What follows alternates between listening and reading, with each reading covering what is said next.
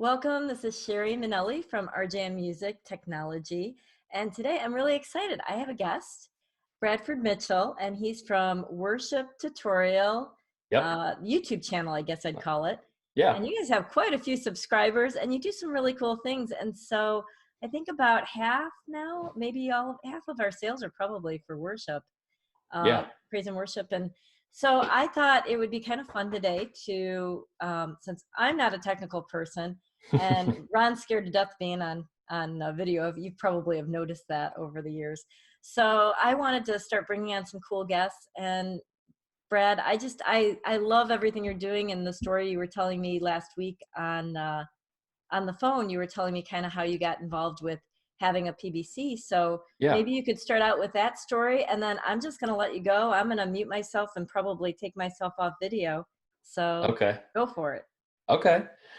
Uh, well, I mean, I'm like most people. If there's anybody watching that maybe just recognizes me because of worship tutorials, they know that I typically use a lot of the modelers and the all-in-one effects stuff on our channel. That's what we focus on a lot, just because for churches that's kind of a big need.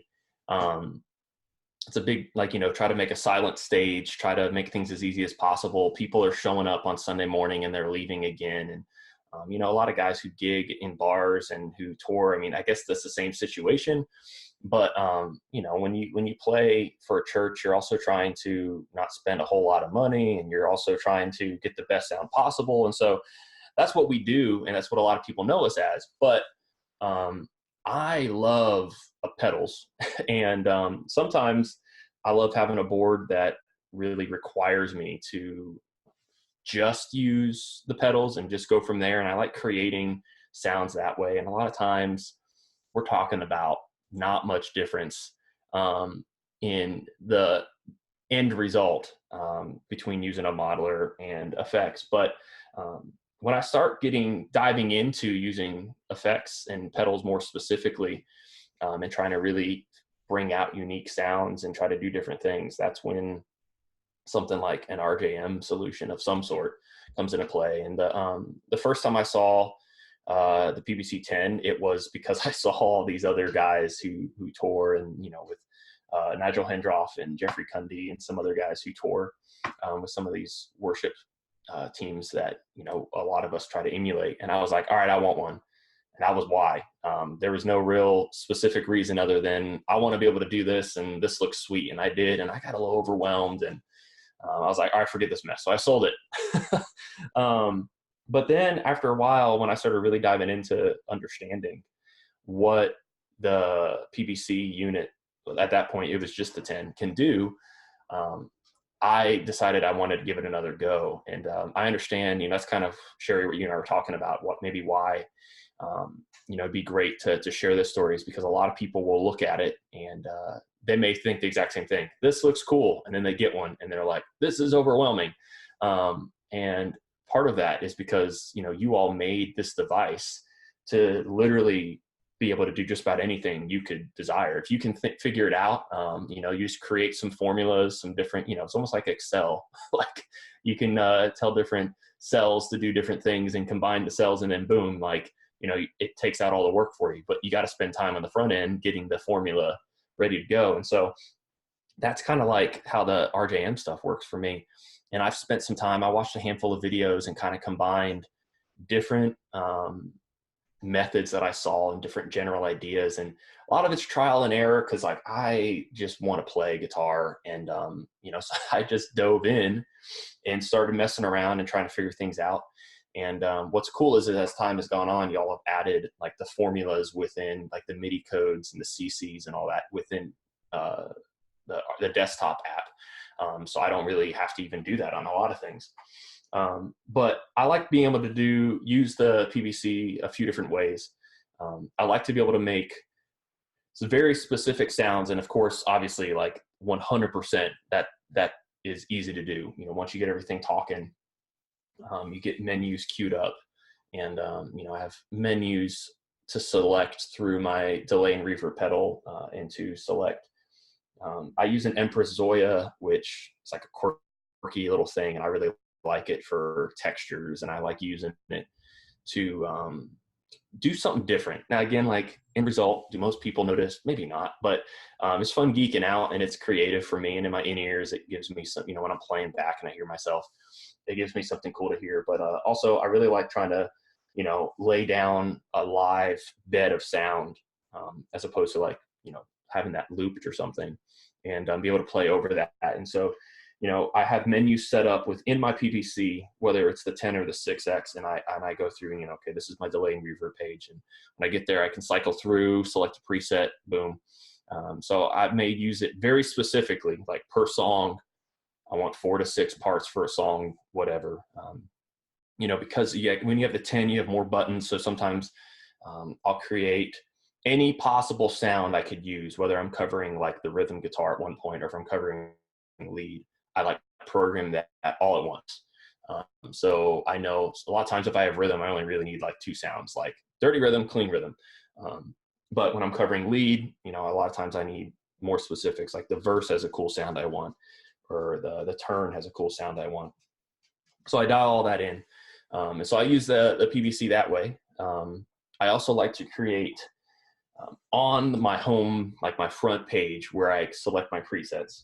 I also have 2 buttons that are geared towards instant access for anything, which can be pretty easy to switch out. Basically, I just call up, I send a MIDI code to whatever pedal I'm trying to use, and I open up that audio loop. And so I'm looking down at my board here. On the 6X, I have the top 2 right buttons set to give me 2 different things. One of them is a tremolo that I have within the Zoya that is ramping up and down the speed constantly. And that's just one of my favorite things. I also use the Chase Bliss Gravitas a lot to do that. And so when I hit one of those buttons, it will turn on the Zoya, it will automatically go to that preset, and it opens up that audio loop. And so a lot of times, we're playing a big turn or something, and as we maybe do a big drop, maybe into a bridge or whatever the situation is, I will be playing, and instead of programming the exact same sound that I was just using, but with that ramping trim, I have a button which is always there because I love using that effect. And a lot of times, even when I do volume swells or something real ethereal and ambient, I want to do that just for a texture for like one swell, and I cut it off again. And so that's really cool. It's pretty straightforward and easy to do. The other button I have set up, at least on the 6, I have set up to turn on the boost of the Jackson Audio Broken Arrow. So I love having that because if I'm playing rhythm and I want to get a little more beef, the boost on that is, it can be a little, it does push some gain a little bit. So I like that because if I know I have a specific part of the song that I want to gain up a little bit, that can save me a button. In a way, I can use it a little differently, and I'm still using a button, but it saves me a button. It makes sense in my head. So I use that to turn on a boost, and so it allows me to. And on the 10, because I have more buttons, I can do the same thing. I have 2 trims that I have set up, and I have one that opens up the Chase Bliss Therme, which is like a real quirky pitch shifting delay. And sometimes, just depends on the moment, I want to add that. And so basically, there's 2 rows of buttons on these controllers.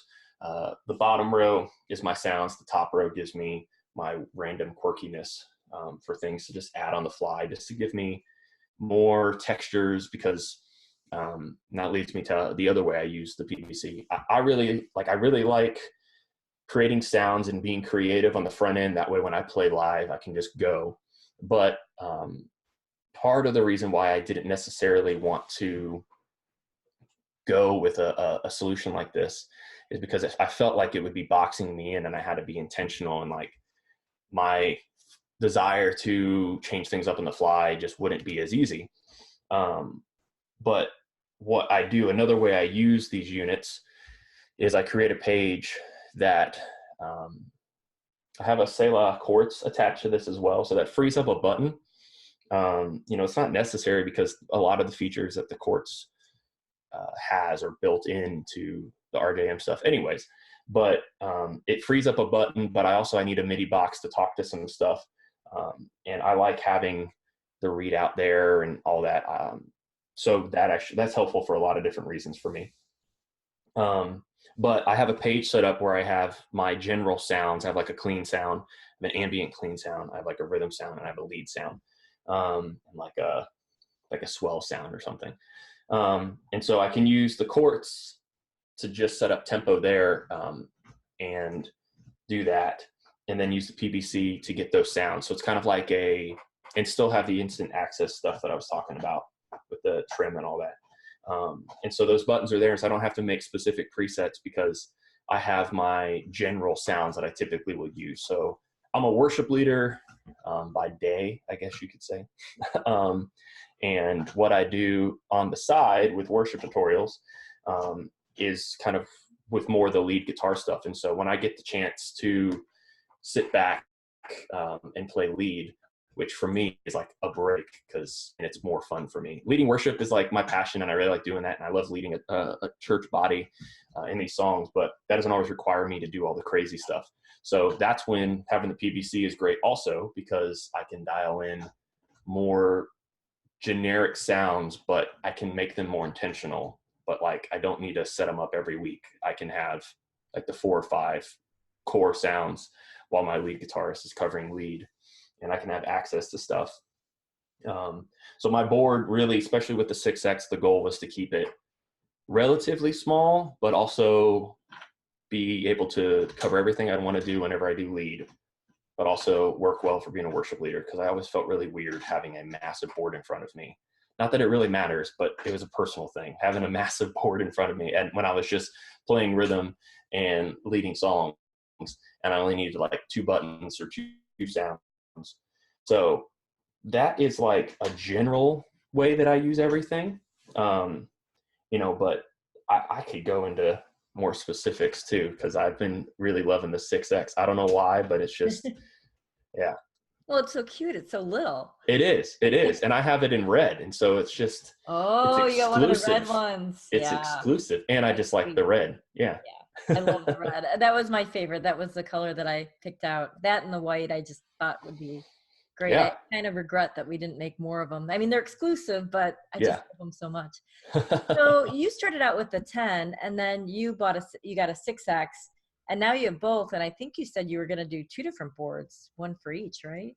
Yeah, I'm going to get back. I had to take stuff apart off the 10 so I could make the 6, because I had all these soldered cables, and I didn't want to not use soldered cables, only because I have some, I mean, the solderless ones were like the ones I made. And I mean, just this past Friday, I was playing for something at church, and one of my cables went bad on me, and I was just, so solder cables makes more sense. Yeah. So I want to put together the 10 again, now that because I understand everything better now.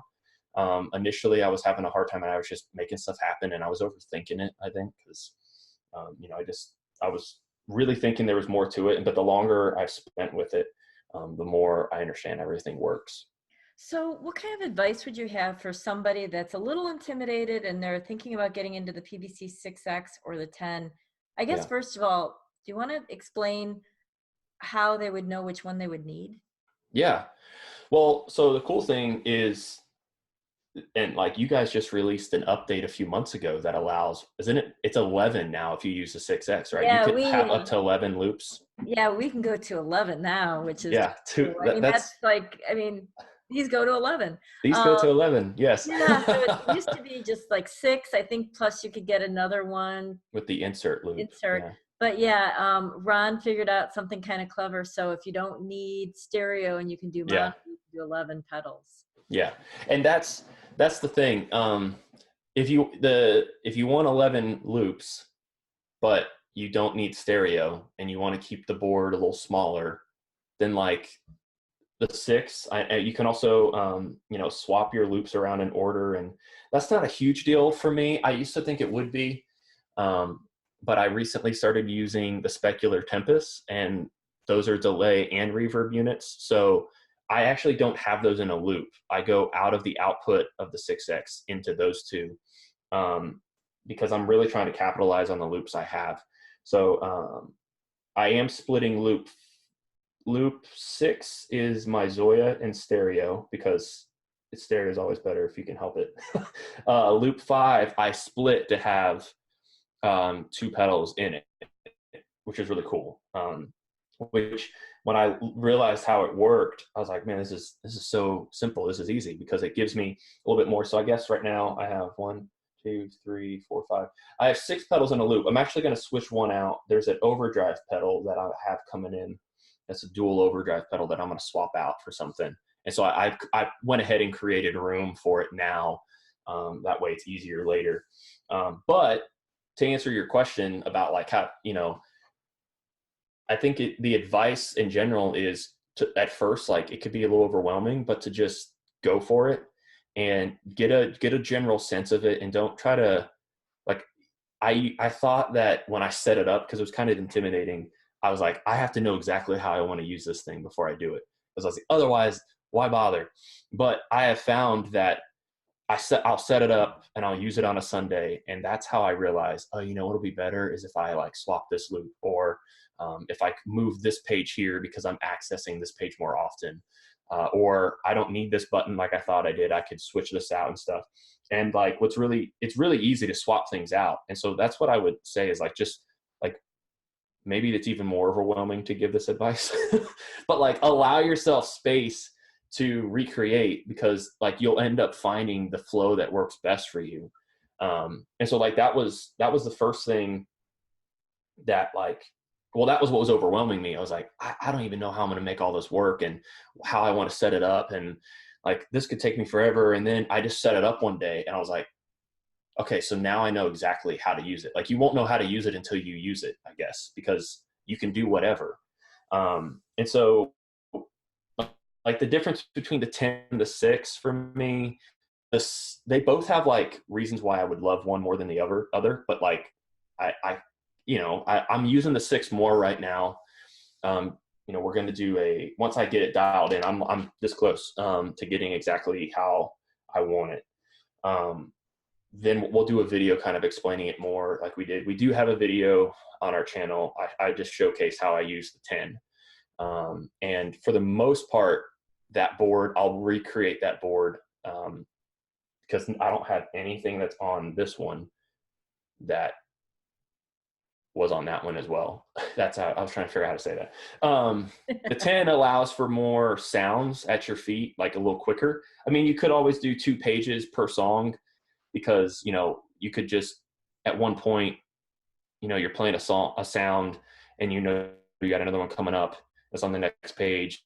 You just go to that next page and it'll sit there and it'll wait for you to hit the button to call it the next sound. So it's really not that much of an inconvenience if you want more than that. There's 7 buttons on it. One of them you really kind of need to leave for the function. So depending on how you do, I like having a bank up, bank down switch because I want to be able to keep my buttons on the unit. So the difference for the 10 and the 6, it just depends on like how many sounds you find yourself using. Because even though I use the 10 a lot for lead stuff, the 6 I don't find is leaving me wanting. For me, it helps me be a little more intentional with how I program stuff. So if you find that maybe you're using one board and you're trying to get the most out of it and trying to, like I said earlier, like create as many sounds as you could possibly need. For guys like us who play for churches, you may be doing a song regularly. There's a song we a lot of churches play called Lion and the Lamb. Well, you may be the guy playing lead one week, but then you're with a different team another week, and you're playing rhythm. And so instead of creating 2 different sounds, like 2 different song presets for that song, the 10X, because there's more buttons available like right at your feet. If you're more of a tactile person, you want everything like right there. You'll have more options for that. And if you find that you're not really swapping things around, and I'm just always tinkering and moving things. And so being able to reorder loops is cool. So the 6, that's, if you're like that and you like being able to change things like I do, the 6 may be more up your alley. And if you're trying to keep things a little more compact, what I have right now is I have a lot of stuff on a Novo 24, which is smaller than a Pedal Train Pro. Those are pretty, I think this is like a 24 by 16. So it's not huge. I mean, it's not small, but it's not huge. So it depends on how you want to do things. But if you're trying to get a lot of pedals on your board and you want to keep everything in stereo as much as possible, the 10 may be more up your alley too. But the six, like loops, I think even the insert is stereo. I found out. I didn't know that. I think it is. No, I'd have to ask Ron. I'm not the engineer, but it might be. I think I was looking at, because I just updated the other day. I didn't realize I hadn't updated because I had to split a loop until like last week. But at least 4, 5, and 6 are stereo. So, if you're not needing, but in the 10, it's more are stereo. It's 7, 8, 9, 10 that are stereo. That's after the break. Yeah, I'd have to have Ron here to, you know what? I don't remember now. I only use 9 and 10 in stereo. Anyway, it was just my delay and reverb, and I just used that. So everything else was mono. So I can't remember offhand either. But at least right now I have 3 stereo pedals. And so initially I had them all in the loops, and I've done things differently because, with MIDI control stuff, you don't necessarily need them in a loop. If you have decent audio cables and decent power solution, a lot of times the reason why people want to put stuff in loops is to keep things quiet. That's not the reason, but if you have MIDI control and you don't have to, my delay and reverb in the top left corner and they're not on a riser or anything, I don't need to be able to reach them because they're MIDI and everything tends to be pretty clean. I think the 6 is my favorite now, just because I like keeping things as compact as possible. Because there's more room for pedals this way. Yeah. Because I have, let's see, 1, 2, 3, 4, 5, 6, 7, 8. I have 9 pedals, like 9. I have other devices on here. I have like a interface box and like a tuner and all, but 9 pedals. My compressor, I always have that on. So I just pull that out of a loop to give me another one. I have 3 drive pedals, and then I like quirky noise making stuff. And so, I have like the Red Panda Tensor, the Chase Bliss Thermae, and the Empress Zoya. And so those are my fun, quirky jokers that give me lots of other stuff. And then the Specular Tempest, I have 2 of those. One is pretty much dedicated to delay, and other is pretty much dedicated to reverb. And they're not in any loops. The cool thing about them though is I like doing drones with like a really wet reverb, and so I like having delay after that though to keep it to carry the sound more. So the fact that those have the capabilities to do delay and reverb, I don't have to switch the order. I just call up a preset, and one will be reverb in that instance, and the one after will be delay. So I'm finding that a lot of the worship guys keep using the same term over and over again. They're like, yeah, the reason I love the PBC, either of them, is the workflow. It seems like It changes people with workflow. Yeah. Yeah. Everybody, like, a lot of the reason why certain people won't use certain modelers is because of the workflow. Like some people, the Helix, the Kemper, Axe-Fx, like those things, I think like some people will stake their reputation and be like, this one sounds terrible and this one's better. But at the end of it, it has to do with workflow. I'm like, no, you just don't like the way you have to get a sound. Like, because I use all of them extensively, and not to be bougie, but like, because that's part of what we do. Like, that's part of my job is to make sounds on all these different units and stuff. And so I have different, like some of them, like it's easier to get reverb set in on this one. It's easier to get delay set up on this one. It's easier to create whole sounds on this one. The PBC, like the workflow in regard, like when you're using the desktop app, I don't use that to call up sounds. Like I know some people will use the app and they'll turn on the loops there, and they'll just pick the presets on the delay and reverbs from there. But what I will do is I'll start by just creating the song, and then I'll create the sounds I think I'll need roughly. I try to use the same terminology just so they always sound the same. But then I like going to the unit itself and being able to sit down with it and auditioning a reverb sound or delay sound from the unit itself. and then saving. But like the way I have everything set up, sometimes you're practicing at home and you think it sounds great, but then you get into a mix with the band and you're like, oh, there's not enough reverb, or there's way too much reverb, or that's too clean, I need more overdrive, or it's a little too saturated, or whatever. So I will regularly find myself while playing in the middle of like run through a rehearsal, I will swap sounds while playing, and like it makes it so much easier. And that, like, from a live perspective, first page is sounds for me, second page is loops. And so, maybe I just need, in one instance, I'm like, you know what, in this moment, I need more overdrive. Like live, even, I found myself, I'll just open the loops page and we're playing a part of a song and it's just getting a little more rowdy than we had initially anticipated. So I'm like, all right, I need more overdrive. And so I'll just turn sounds off right there, and I'll swap like that. And so the flexibility with the workflow, whether it's like in my studio and preparing, or during rehearsal, or even live in the moment, I have my pages set up in a way that makes sense to my brain. Because I've met guys who, they do some odd stuff and you're like, well, I guess my setup probably wouldn't make as much sense to other people too. So like the flexibility to make the workflow exactly the way you prefer it is awesome. Yeah, and we've seen people do all sorts of things. It's kind of amazing. It's like we've made it such an open palette that's why we like to talk to people like you, is to find out, well, how are you using it? Because there's just so many different ways you can use it. Yeah, and that is why initially it was a little overwhelming to me, because but I think that the way to get anything over that is that, all of those, I know you probably have a few favorite forums or places to go. I mean, we've got the RJM Music Forum off of our website, and we have a few Facebook pages, but there's some like the PNW, is that the one that Lance has? The Gear Talk. Gear Talk. Yep. There's a whole bunch of places where you'll find tons of people that are using it, that'll give you templates and help you and everything else. So you don't have to be alone in learning it. No, not at all. And like, then there's really great guys out there too that, the rig builders. There's quite a few rig builders, and they're doing a great job, together too.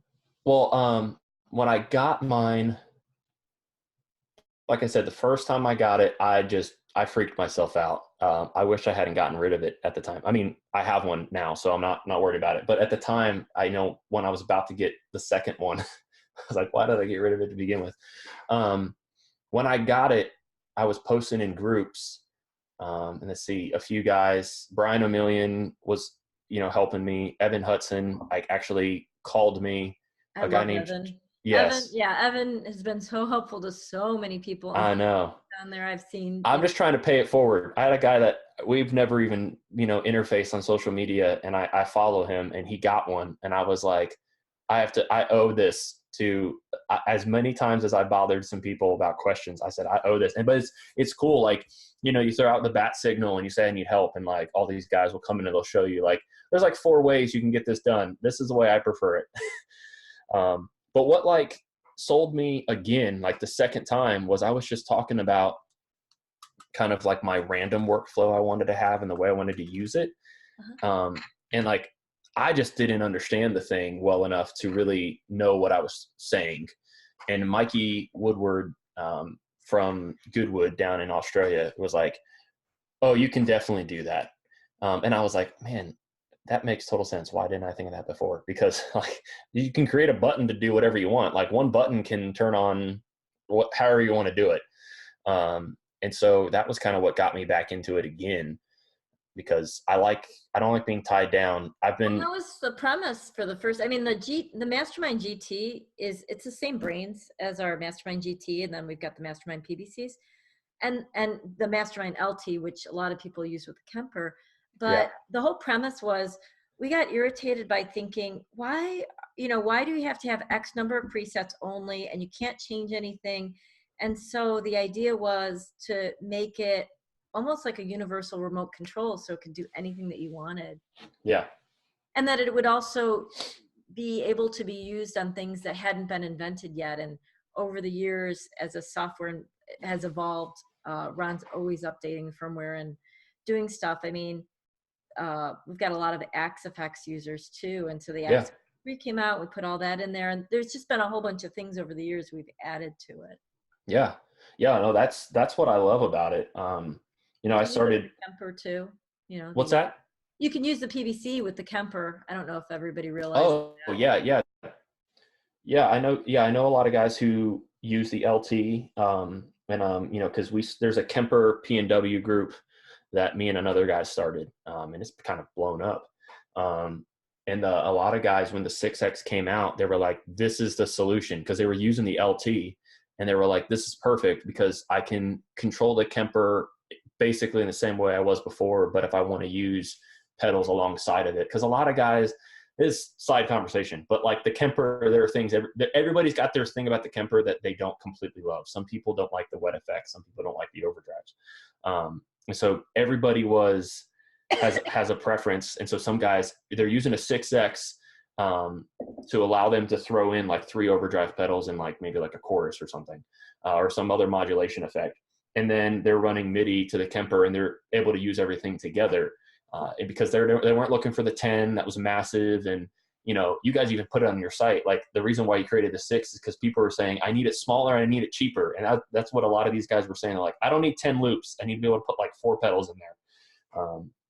So, I Well, and mean, you can, actually, the 10 was actually we were having a hard time figuring out, you know, when you do something, sometimes it's like, okay, it could be any size, it could be any, how do you mhm. determine the features? And most of it came from Maddie, who's John Petrucci's tech, Dream Theater, Oh, and wow. you know, kind of what John needed. So we actually, between that and several other guitar techs, because we were working with a lot of pros at the time, kind of got modeled with what they needed. So that's really kind of like, you know, the Giant Pro version. And then Mikey from Goodwood kind of helped blow this up just because, you know, Jesus Culture and Hillsong and a whole bunch of people Hmm. started using it. Yeah. And it exploded in the worship market. And then Ron was exhibiting it at the Summer NAMM show in Nashville, and he had to go by himself. We have 3 kids and we didn't want to leave them at home and Yeah. families in other states. So he had to drag this thing by himself, and he's not a professional. He's just an engineer. And so he's dragging this thing and he's like, oh, this is really heavy. And he's like, I need something smaller. And we had been hearing from people that well, actually, that was kind of the debut, but we had a feeling people would want something smaller. And now that we're getting more into the regular guitar guy market, you know, Yeah. that's kind of where we went with it. There are, I guess to say, your contemporaries, the peers, the people who are creating similar devices like Uh-huh. you all are. The 6X, I think, it beats out all the other ones. I mean, I've looked at the way they work, and like again, like it goes down to workflow, like we were talking about. Like the reason why people may choose a specific like all-in-one modeling unit is workflow based, and same idea. But there's something about RJM. I'm like, nobody else. I don't think anybody else can touch it personally. I don't think We there's. When we go to do a new product, I mean, we try and get as much input as we can from all of our friends and customers and guitar techs and rig builders as we can to kind of find out, like, well, what's out there that's good, what's good about it, what's bad about it, what could we do better. We never want to just copy a product. We want to make sure that Sure. we do something, you know, kind Yeah. of different. So yeah, so I'm Yeah. glad that you love it. Thank you. I do. Yes. Thank you. Well, we should probably wrap this up then, unless there's anything else you want to point out or talk about. No. I figure I'll get a photo of that and put it up so that Yeah. people can see what you're looking at too. Yes. I had to get a some other cabling situated, and I have all like my USB cables plugged into it right now, just like on all my different things so I'm programming things. And this one, I haven't been rushing this build, because I have, you know, I've been using the Helix, or I have like a smaller board. I've also been uh, experimenting with Strymon's new amp pedal. So I've been like focusing on that and working on this at home, because this is like one of the first times where I feel like I have everything I want. I just need to get it dialed in. It's a really weird feeling. Guitarists always say, well, you're never done. Okay, fine. But like we're at this point in time, like I think I've crammed a lot of unique devices on here, and I've crammed a lot of things that suit the needs that I want. You know, lately in the last like few years, I've been collecting pedals and trying new things out. And, you know, I'll use a certain pedal for a few weeks on a Sunday and really, you know, do a shootout and figure out what I really, really like about it, but what is limiting, or what I don't like about it, and how to work around or whatever. But this board is one of the first times in a long time where I haven't felt like I'm, what's the word? I just lost it. When you're not Confined. no, when you're settled, I'm not settling. Maybe that's what I'm trying to say. I completely lost the word. So I'm getting the 6X dialed into the max. I'm figuring out like everything I could possibly want it to do. And I'm having fun at home here, tweaking it and making it do the noises I want. So it's been good. Well, thank you so much for taking the time to, you know, show your board or talk about it and everything. And Yeah, so if people absolutely. want to find you, let's remind them, what's your YouTube channel? Worship Tutorials is a YouTube channel. You can follow us on Instagram as well. My Instagram is BN Mitchell as well. And we always try to answer questions regardless of whether it's about the PBC, but especially if you're trying to ask questions about the PBC, more than happy to help. Because everybody's brain works differently. Like, you know, that's why we were doing this to begin with. It's just people can open up the hood and see what, you know, how someone else is using the unit. So. All right. Well, until next time, thanks, Brad, for all the help, and we'll talk to Yes, you ma'am. soon. Sounds good.